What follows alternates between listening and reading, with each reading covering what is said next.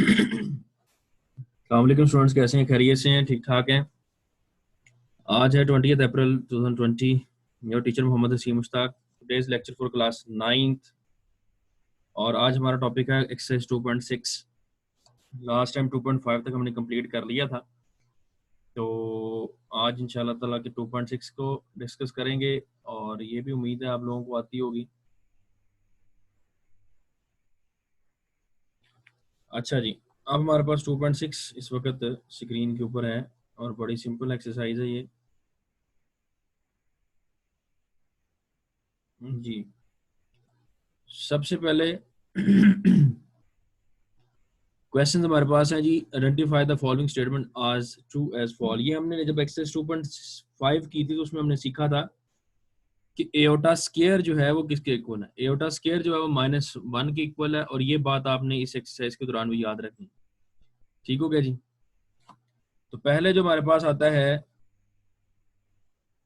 True fall वो है जी -3 का स्केयर रूट। -3 का स्केयर रूट आपस में मल्टीप्लाई हो रहा है, तो ये आना चाहिए था -3 का सिर्फ -3, यानी एक्चुअल होना चाहिए -3 मल्टीप्लाई बाय -3 का square root is equal to -3, but यहाँ 3 लिखा हुआ है। कैसे -3 आना चाहिए था? क्योंकि ये दोनों सेम स्क्वायर रूट्स हैं, तो इनका हम स्क्वायर लेंगे, स्क्वायर स्क्वायर से कट जाएगा, देन -3 आंसर आएगा। तो ये हमारे पास जो आंसर इस वक्त स्क्रीन पे है वो गलत है। Iota 73 is equal to -1 iota. ये आपने खुद सोल्यूशन निकालने दोनों के, थर्ड और फोर्थ के, टू और थर्ड के। ये आपको मैंने कल सिखाया 2.5 में, इसलिए मैंने कहा कि आप लोग प्रैक्टिस करें कि सही है या गलत, कैसे इसकी वैल्यू वैल्यूएट करनी है हम लोगों ने। कॉम्प्लेक्स कॉन्जुगेट हमारे पास उसने पूछा है -6 एओटा प्लस 6 एओटा स्क्वायर का कॉन्जुगेट है -1 प्लस 6 एओटा। क्या ये सही है, ये गलत है? बेटा जी, क्योंकि इसका इमेजिनरी पार्ट है -6 एओटा प्लस एओटा स्क्वायर लिखा है, एओटा स्क्वायर है -1, यानी ये बना -6 -1। इसका कॉन्जुगेट जब लेंगे वो बनेगा -1 प्लस 6 एओटा, तो इसका मतलब है ये सही लिखा हुआ है। Difference of complex number z, यानी ये कॉम्प्लेक्स नंबर दिया हुआ z is equal to a plus b iota and it's conjugate is real number. कहता है इस कॉन्जुगेट का जब डिफरेंस फाइंड करते हैं किसी भी कॉम्प्लेक्स नंबर के, कॉम्प्लेक्स नंबर और उसके कॉन्जुगेट का जब डिफरेंस फाइंड करेंगे तो जवाब आएगा रियल पार्ट। ये बात गलत है, वो आता है इमेजिनरी पार्ट, यानी z। अब मैं इसको तरीका करता हूँ बताने का।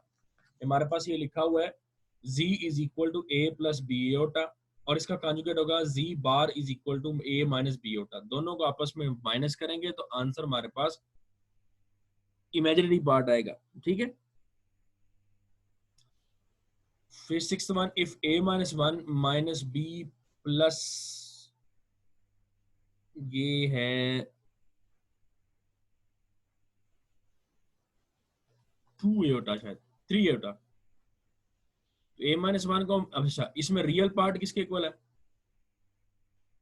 a माइनस 1 रियल पार्ट है, इधर 5 रियल पार्ट है, दोनों को बराबर रखने की वैल्यू आ जाएगी 6 माइनस बी प्लस 3 एटा प्लस 8 एटा। ये आपस में इमेजिनरी पार्ट आएंगे, उधर जाकर क्या होंगे? इमेजिनरी पार्ट के इक्वल आ जाएगा बेटे। तो हमारे पास इमेजिनरी इसका बी का आंसर आ जाएगा, यानी बी प्लस 3 और 8 के इक्वल, यानी -b -3 इज इक्वल टू 8 और -3 वहां जाकर प्लस हो जाएगा, 11 आ जाएगा। -b के साथ साइन खत्म करने के लिए हम वेरिएबल, जब भी किसी भी वेरिएबल की वैल्यू फाइंड करते हैं बेटे, वो माइनस में नहीं आती है, हमेशा प्लस में आती है। हाँ, उसका आंसर माइनस में हो सकता है। प्रोडक्ट ऑफ कॉम्प्लेक्स नंबर, यानी a प्लस बी एटा और a माइनस बी एटा को जब मल्टीप्लाई करेंगे तो आता है जी नॉन नेगेटिव रियल नंबर, यानी उसके साथ माइनस का साइन नहीं होता। ये ट्रू है और इसको आपने प्रैक्टिस करना है। कैसे? यानी a plus B Etah multiply a minus B एटा, दोनों को आपस में मल्टीप्लाई करें, आंसर देखें क्या आता है, रियल पार्ट आता है या इमेजिनरी पार्ट आता है। अच्छा जी, अब बात है क्वेश्चन नंबर 1 के ऊपर। ये सिंपल से ट्रू फॉल्स थे, आप खुद घर में प्रैक्टिस कर सकते हैं और आप लोगों ने इसको किया भी हुआ है। ठीक है। क्वेश्चन नंबर 2 की तरफ आते हैं, जिसके अंदर हमने, अच्छा, इस एक्सरसाइज में हमने कॉम्प्लेक्स नंबर को ऐड करना और सब्ट्रैक्ट करना सीखना है। इस एक्सरसाइज में हम लोगों ने कॉम्प्लेक्स नंबर को मल्टीप्लाई करना सीखना है। इस एक्सरसाइज में हमने उसको डिवाइड करना सीखना है और देन उसके बाद कुछ ऐसे ऑपरेशंस है जो हमने इसमें वर्किंग में लाने हैं। Express each complex number in the standard form a plus b होता है, सबको कहता है प्लस माइनस करके जो भी है स्टैंडर्ड फॉर्म में लाना है। हमारे पास है जी 2 plus 3 aorta plus 7 minus 2 aorta, ये आपस में ऐड हो रहे हैं। तो याद रखें रियल नंबर रियल में ऐड होगा, इमेजिनरी इमेजिनरी में ऐड होगा। ठीक है, हमने रियल को रियल में ऐड किया तो 9 आया, इमेजिनरी को इमेजिनरी में ऐड किया तो हमारे पास एयोटा आया। तो ये हमारे पास स्टैंडर्ड फॉर्म आ गई। इसके बाद इसमें जो इंपॉर्टेंट क्वेश्चन है वो है फोर्थ पार्ट, जो कि बच्चा कहता है जी मुझे पता लग जाए। ये हमारे पास क्वेश्चन है। क्वेश्चन के अंदर हम लोगों ने क्या किया एयोटा स्केयर की जगह -1 पुट कर दिया। 6 एयोटा क्यूब को हमने एयोटा स्केयर एयोटा में कर दिया। ये क्यों कर रहे हैं? क्योंकि हमें सिर्फ एयोटा स्केयर की वैल्यू पता है। एयोटा 16 को 2 की पावर 8 में कर दिया, एयोटा 9 को 8 या 18 और एयोटा कर दिया, एयोटा 25 को एयोटा 24 और एयोटा कर दिया, यानी इसको फैक्टराइज कर दिया और कन्वर्ट कर दिया 2 की पावर में। ठीक है जी। उसके बाद हमारे पास आता है जी यहाँ -2 एयोटा स्केयर की वैल्यू -1, यहाँ एयोटा स्केयर की पावर 8 है, यानी -1 की पावर 8। एयोटा इसको दोबारा अगेन फैक्टराइज किया, 2 की 9 18 होता है, 2 की 12 24 होता है। तो अब हमने एयोटा स्केयर की वैल्यू पुट की। एयोटा स्केयर की वैल्यू पुट करने के बाद हमारे पास आया -2 -6 एयोटा प्लस 3 -6, यानी माइनस माइनस आपस में प्लस प्लस 6 एयोटा हो जाएंगे, +4 एयोटा। -6 और +6 एयोटा आपस में कैंसिल, -2 + 3 = 1 और 1 + 4 एयोटा इसकी स्टैंडर्ड फॉर्म। ये हमारे पास है क्वेश्चन नंबर 2, जिसमें सिर्फ ऐड और सब्ट्रैक्ट करना था जी। क्वेश्चन नंबर 3 बेटे, इसके अंदर मल्टीप्लाई करना, और मल्टीप्लाई के अंदर याद रखें कि पहली वैल्यू अगली वैल्यू के साथ तमाम एलिमेंट्स के साथ मल्टीप्लाई होगी, फिर सेकंड वैल्यू को उठाएंगे, फिर वो अगली तमाम के साथ होगी। ठीक है जी, बात समझ लगी? यानी -7 को उठाया तो वो हमारे पास -7 मल्टीप्लाई हुआ जाकर 3 के साथ, यानी -7 मल्टीप्लाई हो रहा है -3 से, -7 मल्टीप्लाई हो रहा है 2 के साथ, और 3 मल्टीप्लाई हो रहा है 3 के साथ, 3 मल्टीप्लाई हो रहा है 2 के साथ। तो यानी -7 मल्टीप्लाई -3 21 आ गया, -7 मल्टीप्लाई बाय 2 -14 आ गया, 3 मल्टीप्लाई बाय 3 -9 आ गया, 3 मल्टीप्लाई बाय 2 6 आ गया, और यानी 6 एयोटा स्क्वायर। वैल्यूज को पुट करें, यानी एयोटा स्क्वायर की वैल्यू -1 और ये -14 -9 ऐड होकर -23, 21 में से -6 और 15, ये स्टैंडर्ड फॉर्म आ गई। उसके बाद ये सेकंड क्वेश्चन इसका 2 minus square root -4 3 minus square root -4। बेटे हमें पता है कि -1 जो है वो एयोटा के इक्वल है, क्योंकि वो एक इमेजिनरी नंबर है। एक इमेजिनरी नंबर को हमने इसमें से भी सेपरेट कर लिया, यानी 2 minus square root 4 -1 square root अलहदा, यानी दोनों की प्रोडक्ट सेम ही है। 3 माइनस स्क्वायर रूट 4 बार और -1 स्क्वायर रूट की जगह एयोटा आ जाएगा और 4 स्क्वायर रूट की जगह 2 आ जाएगा। अब अगेन उनको ऐसे ही मल्टीप्लाई करना है, मल्टीप्लाई और माइनस करने के बाद हमारे पास आया 2 - 10 एयोटा। ठीक है जी, इसका थर्ड क्वेश्चन भी कर लेते हैं। ये बच्चे अच्छे अक्सर इसको डिफिकल्ट फील करते हैं, लेकिन ये मुश्किल है नहीं बेटे, सिंपल सा क्वेश्चन है कि a - b नजर आ रहा है, किसी दो टर्म जो आपस में माइनस हो रही हैं उनका होल स्क्वायर है। तो square root 5 - 3 iota whole square, यानी a - b का whole square a square plus b square -2ab, first term का स्क्वायर प्लस सेकंड टर्म का स्क्वायर -2ab। तो फर्स्ट टर्म का स्क्वायर 5 स्क्वायर रूट का स्क्वायर यानी 5 आ गया, 3 एयोटा का स्क्वायर यानी 9 iota square -6 square root 5 iota 2 square. अब ये हमारे पास आ गया फार्मूला, दोबारा सुनिएगा, a square b square -2ab। a का स्क्वायर यही हमारे पास a स्क्वायर रूट का 5 आ गया, स्क्वायर रूट 5 का स्क्वायर आ गया, कटिंग हो गया 5, 3 एयोटा का स्क्वायर 9 एयोटा स्क्वायर, 2 3 6 6 5 एयोटा, क्योंकि अंदर मल्टीप्लाई नहीं होता। एयोटा स्क्वायर की जगह -1 तो 5 -9 -6 इंटू 5 एयोटा। 5 में से 9 गए 4 और -4 -6 एयोटा, 6 स्क्वायर रूट 5 एयोटा, ये इसका आंसर आ गया।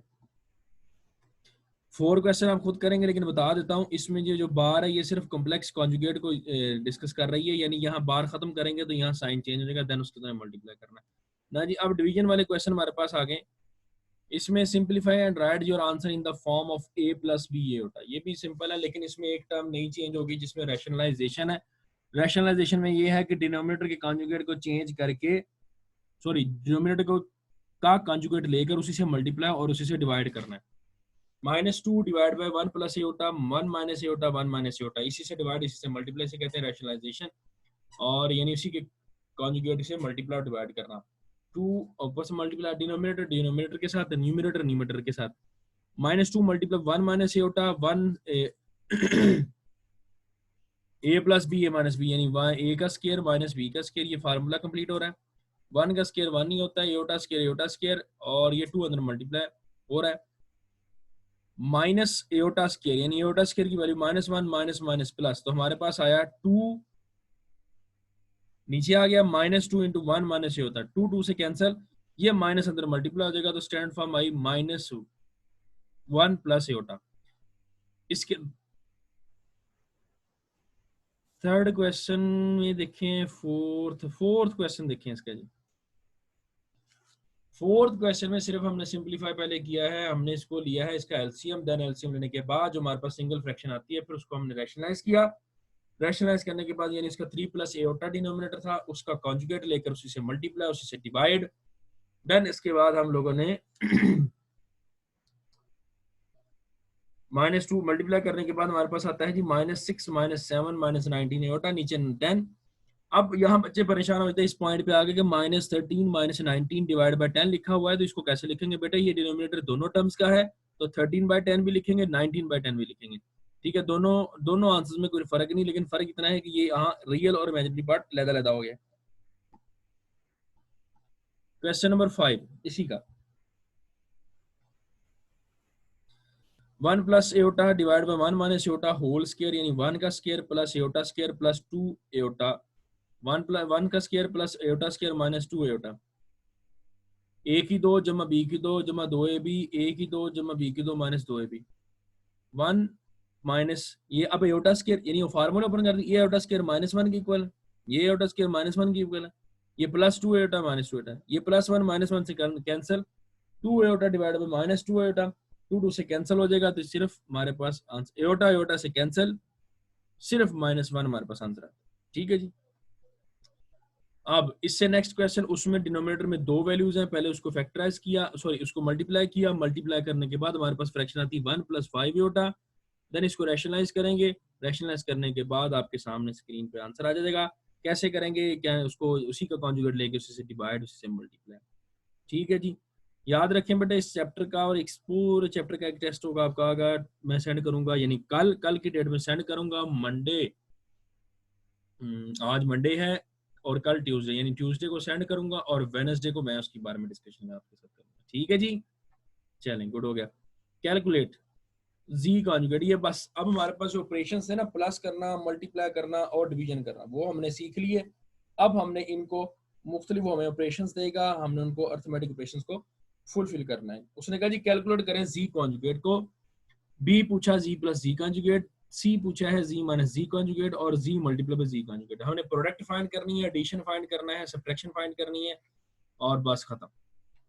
ठीक है, इसमें से हम क्वेश्चन लेते हैं जी, हम सेकंड पार्ट को ही ले लेते हैं। कहता है जी z = 2 + एटा, 2 + जी हमारे पास है 2 + एटा, इसके साथ हमने 4 ऑपरेशन अप्लाई करने। सबसे पहला ऑपरेशन, इसका कॉन्जुगेट लिया 2 - एटा। दूसरा ऑपरेशन, दोनों को जमा कर दो, यानी कॉन्जुगेट को भी और जो कॉम्प्लेक्स नंबर दिया है ऐड कर दिया, 4 आंसर है। सी जी माइनस जी कॉन्जुगेट, माइनस में याद रखें ये साइन चेंज हो जाएगा, ये प्लस माइनस एटा था, प्लस एटा हो जाएगा, -2 + 2 से कैंसिल, 2 एटा। अब प्रोडक्ट आ गई, प्रोडक्ट के अंदर ये बन गया 2 + एटा 2 - एटा, यानी a + b a - b, first term का स्क्वायर माइनस सेकंड टर्म का स्क्वायर, तो 2 का स्क्वायर 4 माइनस एटा स्क्वायर की वैल्यू होती है -1, और आंसर आया 5। इसी तरह अब एक क्वेश्चन आ गया जिसमें वो पहले स्टैंडर्ड फॉर्म में नहीं था। याद रखें ये ऑपरेशन सब अप्लाई होंगे जब आपका जो कॉम्प्लेक्स नंबर है वो स्टैंडर्ड फॉर्म में है, तो कॉम्प्लेक्स नंबर जब स्टैंडर्ड फॉर्म में होगा तब हम इसको अप्लाई करेंगे। तो इस क्वेश्चन में कुछ इस तरह ही है कि सी जो है वो फ्रैक्शनल फॉर्म में है, यानी थर्ड पार्ट। तो हमने पहले इसको रैशनलाइज किया, और रैशनलाइज करने के बाद हमारे पास जो जी आया वो आया सिर्फ एटा, यानी एक्चुअल में कॉम्प्लेक्स नंबर बना स्टैंडर्ड फॉर्म में 0 मीन्स से रियल नंबर प्लस एटा इसका इमेजिनरी पार्ट। तो बेटे इसको आपने देख लेना है। अब हम इसका फाइंड करेंगे जी कॉन्जुगेट, देन उसके बाद जी प्लस जी कॉन्जुगेट, फिर जी माइनस जी कॉन्जुगेट और जी मल्टीप्लाई बाय जी कॉन्जुगेट। ये सिंपल सा क्वेश्चन है, क्वेश्चन नंबर 1 की तरह। फोर्थ पार्ट भी ऐसे ही है। पहले रैशनलाइज करेंगे। क्वेश्चन नंबर 6 की तरफ देखें, शॉर्ट में इंपॉर्टेंट है ये वाले भी।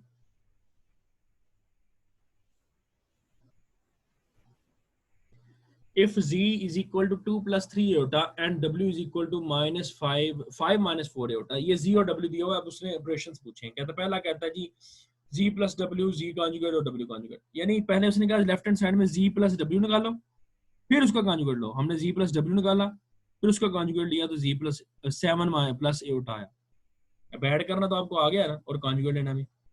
अब लेफ्ट राइट हैंड साइड के अंदर पहले कॉन्जुगेट्स लेने दोनों के, फिर ऐड करना है। तो हमने कॉन्जुगेट्स लिए फिर ऐड किया, तो आंसर दोनों का सेम आया। इसमें हम चलते हैं बेटा जी, करते हैं, मैं आपको बताता हूँ, इसमें हम करते हैं जी डिवीजन वाला question. z divide by w conjugate, z conjugate divide by w conjugate. पहले हम z डिवाइड बाय w करेंगे। डिवाइड बाय किया तो इसको रैशनलाइज करना पड़ेगा। रैशनलाइज किया तो स्टैंडर्ड फॉर्म हमारे पास आती है -2/41 प्लस 23/41 एटा। इसको हमने कॉन्जुगेट ले लिया, ये आंसर है। देन उसके बाद यहाँ से राइट हैंड साइड में पहले z कॉन्जुगेट लेंगे, w कॉन्जुगेट लेंगे, लिख लिए। उसके बाद हम इसको रैशनलाइज करेंगे। जब रैशनलाइज करेंगे तो बेटे आपकी स्क्रीन पे आंसर नजर आ रहा है -241 -23/41 एटा। तो ये आपके पास आंसर आ गया, दोनों साइड्स इक्वल हैं। एक और क्वेश्चन जो कि अक्सर बच्चे गलत कर देते हैं, 5वां सवाल कहता है जी 1/2 z plus is the real part. कहता है जब हम इसको हल करेंगे, ये जो सवाल है ना जी 1/2 z प्लस इसको हल करेंगे तो आंसर रियल पार्ट आना चाहिए z का। अब z क्या है, 2 + 3 होता है, तो इसका रियल पार्ट क्या है, 2, यानी आंसर 2 आना चाहिए। देखते हैं जी आता है कि नहीं हमारा आंसर। z लिखा जी 2 + 3 होता, z कॉन्जुगेट 2 - 3 होता, -3 2 3 होता प्लस 3 होता से कैंसिल 2 2 4, तो 2 डिवाइड हुआ 4 पे, तो आंसर है 2, और 2 is the real part of z, यानी ये हमारा सवाल ठीक हो गया। अब इसी तरह 6 वाला 1/2 होता z - z conjugate is the real part of z। ये हमारे पास आता है जी z लिखा 2 + 3 होता, -2 - 3 होता है, यानी इसका कॉन्जुगेट। साइन चेंज, तो -2 + 2 से कैंसिल, 3 होता 3 होता 6 होता, डिवाइड करेंगे तो answer 3, and 3 is the real part of 3 is the imaginary part of z। और ये बात बिल्कुल सही होगी। क्लियर है जी। अब आगे हमारे पास हो गया क्वेश्चन नंबर 7।